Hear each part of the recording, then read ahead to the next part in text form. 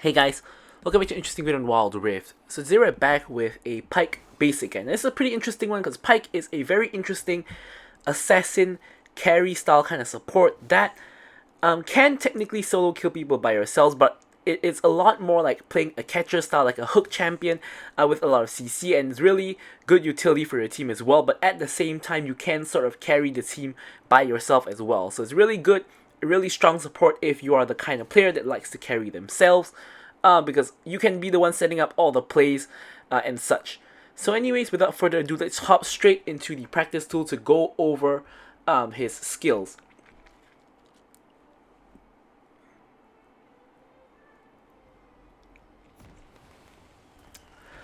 Alright, so hopping straight in here, the first thing we gotta go over is gonna be his passive. And this one's a little bit difficult, because basically, his passive, the first part of his passive is that he cannot gain any kind of maximum health. So if he gains maximum health, it will be converted to attack damage instead. Every 14 health is going to be converted into 1 attack damage. So the next part of the passive is basically, when you get attacked by enemies, you will basically end up getting this gray health, and the gray health can be restored when you are outside when you're out of vision. So basically here you can see that I'm trying to let this Zed attack me. You can see that he's like ulting here. I actually don't know if I'm gonna die right here, so let me just get out of the way. So you can see here that we get this gray health, and when we go out of vision here, it's gonna start to heal up like this, right? So maybe let me see if I can get myself up to higher health. Invincibility is probably the button I'm looking for. So, alright, the issue is we kind of need to get back our health a little bit. So let's kind of get out of here and let's go back.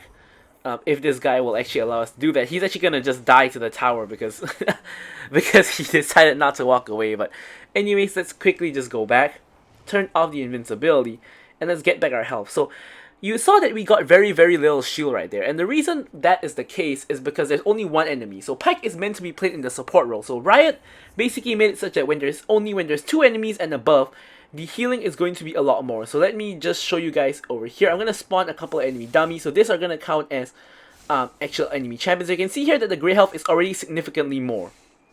Alright, so here I'm just letting this guy attack us, and you can see here now that we got a lot more gray health. So when we go out of vision, it's all going to be restored up, and this is basically his passive. So now that we've gotten that out of the way, let's get rid of this bot, and now we can start going over his actual ability. So since we're already here, let's just go through what he does here.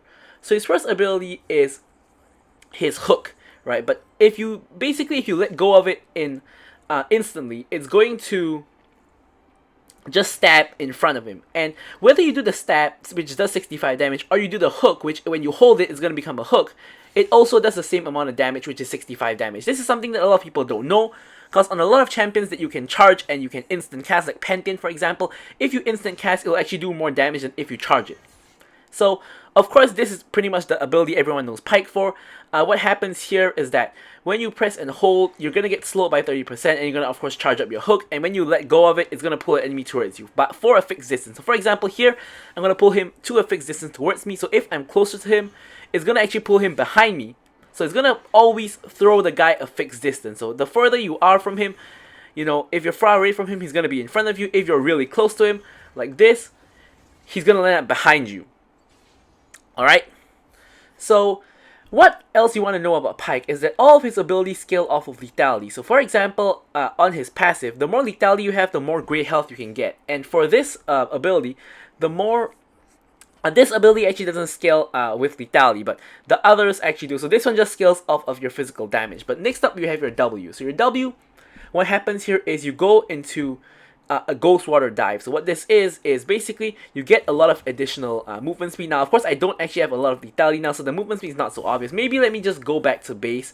Let me get let me get some lethality items, and it's gonna be a lot more obvious. So let me just grab myself a couple of lethality items like that. So now when we pop the W, you can see, look at this movement speed. So the more lethality you have, the more movement speed you have. So here, when you pop it, you're gonna, of course, move really quickly. The more lethality you have. And I mean, you can see this zone around you, this circle around you. So if you go into enemies, if enemies are in this zone, they can actually see you around them with that kind of marking at their base. So you can see that sharp kind of marking over there. When you are in when you are in range like this, they're gonna see that shark marking there, so they actually know you're nearby. So even though you're invisible, they still do, of course, know that you are actually nearby.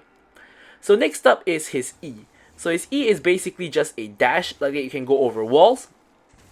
And you'll see that there's a ghost behind you. So what this ghost basically does is it's gonna stun whoever gets hit by it. So of course, if there are multiple enemies, it's gonna stun all of them. So for example, if I line up these 3 enemies, if I dash through all of them, they're all gonna get stunned.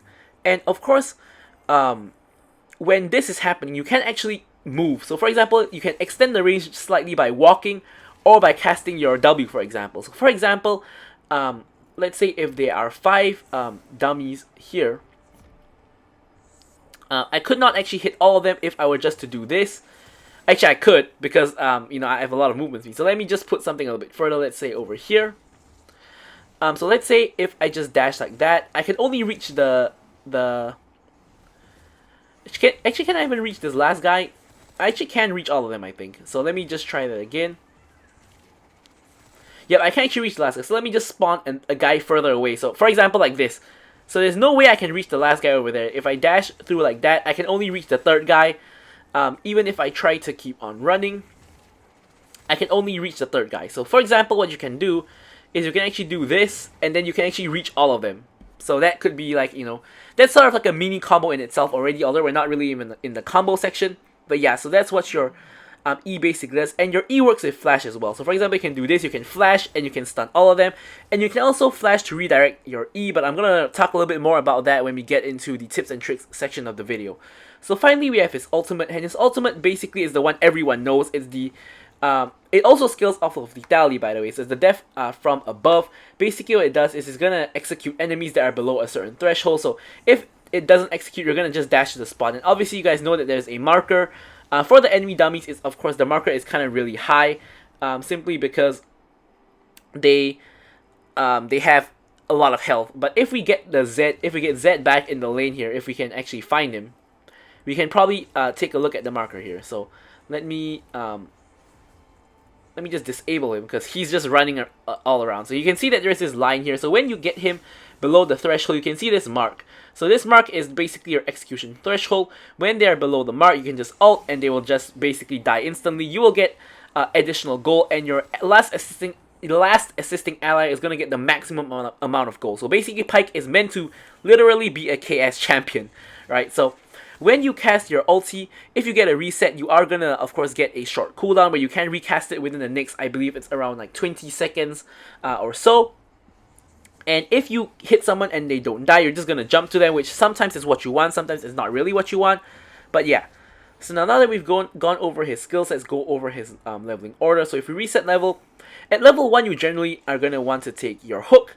And then at level 2, you're going to of course take your stun. And then you're going to take the W at level 3. You max the hook first, forgot to take ult, but you take ult whenever available.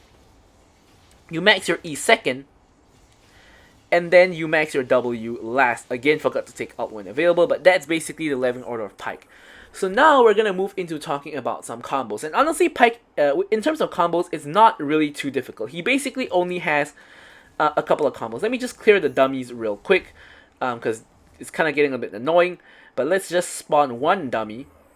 So his first combo is basically the bread and butter, the QE. So obviously you hook someone in, probably max range, and then you E and you stun them. That's basically the simplest combo. Of course, if they're really close by, you could also do something like this. You could hook and then you just go like this. So for example, I hook him here and then I dash backwards and stun him. That also works. Whichever way works, you know, like this. So the other way you can do your combo is to do EQ instead. So for example, if you're really close by and you don't want to actually hook him, you can actually go and stun him first, which then guarantees you can hook him because he's going to be stuck in the stun. So he can't actually dodge your hook anymore, which kind of guarantees that you're going to land the hook. But of course, it doesn't guarantee you're going to land the stun. So it's kind of either which way. If you hit the hook, it kind of more or less, it doesn't guarantee the stun, but it makes it highly likely that you're going to land the stun. If you hit the stun, it guarantees you're going to hit the hook. Right, because they're stunned, so they cannot escape the hook. Now, as I mentioned briefly just now, your stun can also combo with your W. So you can kind of do this, land the stun, and then hook them in. Especially when you're at really high levels, when you have a lot of movement speed from your E. from your W, sorry, you can actually do this combo very effectively. So for example, from here, I can actually do this, and then stun them, and then hook them in. Right, so that's kind of the combo. So now the last combo that not too many people know about is the RE combo. So basically, as you guys know, if you have your R, you're gonna actually land at this middle point. So for example, if I ult this guy over here, I'm gonna land behind him, right? Whereas if I ult him like this, I'm gonna land in front of him, like this. I'm gonna land at this middle spot. So if I ult right like that, I'm gonna be directly on top of him. So what you can actually do with this combo is you can actually do an ER. So what I want to do here is I want to get behind him. So I want to actually land over here so that I land the stun on him. So for example, I E, and then I cast ult, and oops, that was kind of a fail. But so I cast E, and then I cast ult, so it's gonna actually stun him. So let me spawn a couple enemy dummies. You can do this on an entire group of enemies as well. So for example, here I'm gonna cast my E, and then I ult behind, and you can see it stuns all of them. So once again, I'm gonna cast my E, and then I'm gonna cast my ult, and it's gonna... Alright, it doesn't actually... you have to get the timing right, so you have to basically do it correctly, which I am kind of not doing. The E combos are pretty difficult, but normally this isn't too bad. So, the ghost will chase you, and you kind of have to land your ult before it kind of catches up. Otherwise, it's not gonna work. So like this, if you cast it too late or too early, it's kind of just not gonna work. So it's just kind of a really hard... Not hard, but... the other combo is going to be harder, but this combo is a little bit difficult to pull off, but the other combo is going to be a bit harder, like that. So basically the simplest way to guarantee this combo is if you cast your ult early, it's normally going to hit majority of the time. Actually, it's, yeah, you guys can see I'm not really good at it as well. I'm not the best Pyke player in the world. Yep. So you kind of, I think you kind of need to wait for the ghost to move. I'm kind of figuring this out as I go, which is kind of not really good. But yeah, you gotta kind of let the ghost move first, and then you can kind of get it. So the timing is really hard. So here you can see the ghost moves, and you know we gotta kind of just really time it, which I am really, really bad at. But you know, you guys get the general idea. Yeah. Anyways, so the other combo is a lot more difficult than this one, and as you guys can see, I can't really do this one. So the other combo is gonna be even harder. So this combo involves doing a E flash. So basically, you guys can see that this ghost is going to follow your route. So for example, if you E and then you flash, the ghost is going to follow your new route. So what you can actually do, which is again really difficult to pull off, and I probably don't know if I can actually do it here, but I'm going to try. So what you can actually do here, what's actually possible, is you can actually dash over here and then flash, and it's supposed to stun both of them because the ghost should follow your route here and then your flash here. But to actually pull this off, you have to time it exactly right. So I have to actually dash like that. And you can see I'm only stunning the second one, so it's not actually working. Let me try again. Yep, it only stunned the second one again.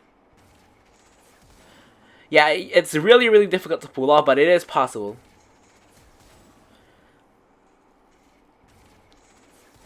Alright, there we go. So we stunned the first one that time. Alright, there we go. So we stunned both of them that time. You can finally see how the combo works. But as you guys can see, especially for the E flash combo, I do not recommend doing this in a real match because the chance of missing is high. But for the E ult one, you probably should do that in a real match because the chance of hitting that one is not higher. Just that I'm consistently messing up because I'm using a different phone than what I normally use. But you should be able to land the E ult consistently in a normal match. Alright, anyway, so now let's talk about some tips and tricks. So the first tip and trick is your HP regen can be used to check wards. So for example, if there's an enemy ward here, and you have your grey health, if you walk out of vision into here to restore your grey health, but it's not restoring, it means that they have vision of you and this area is warded. Now I'm not going to demo that by getting some grey health because there's no enemy vision in a practice tool, but if you realize that's the case, it basically just means that the enemy team has vision of you and you know that the area is warded. So that's kind of just a small tip. The second tip is not releasing your Q. So for example, if you release your Q, it goes in a 6-second cooldown, and I'm at max rank here. However, if you know you're not going to land the Q, you can actually just let it expire, and the cooldown is going to be 3 seconds instead. So it's going to be half the cooldown, and people sometimes don't expect the cooldown to come off that quickly. So you can surprise them by hooking them when they think your hook is supposed to be on cooldown. And honestly, that's kind of it for Pyke's tips and tricks. Honestly, the most important thing about Pyke is be able to land your hooks, to be able to land your stuns, and being able to do the E ult combo properly. So anyways, That's it for the basic guide. Of course, stay tuned for a complete guide coming out soon. Thank you guys so much for watching the video, and goodbye.